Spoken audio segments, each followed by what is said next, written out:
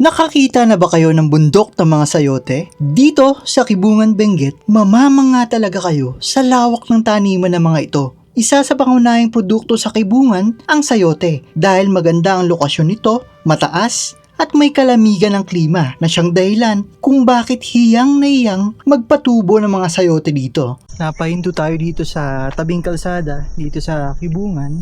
Lahat yan. Ayan o. Tayo sa harap. Yan o, sayote o. Oh, lalaki yan. Ganyan siya. So, nakataas pala siya. Hindi yan nakadikit sa mismong lupa.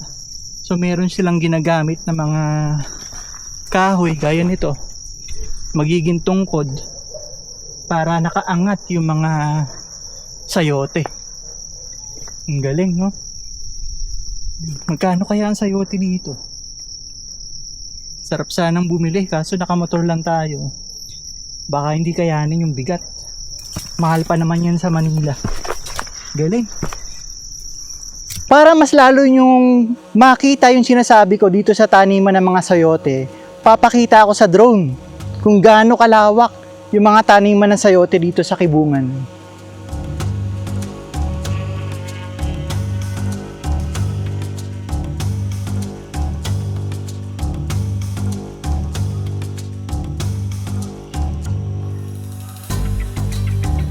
Ayan o.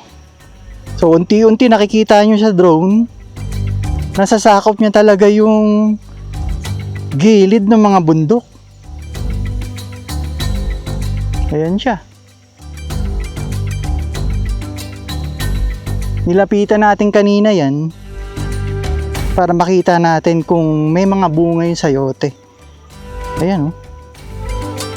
Kita nyo yan? So, sa lawak na yan, puro sayote yan. Ayan, no? Grabe, no? Grabe kalawak. Daming tanim na sayote dito.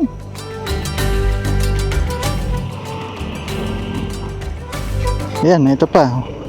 Sayote rin to. Sayote rin itong makikita natin dito sa parting ito. Sayote pa rin yan. Ganun siya kadami talaga. Ayan, no? Kung makikita ninyo, puro sayote. Grabe yung lawak ng sayote talaga dito. Ang galing, oh.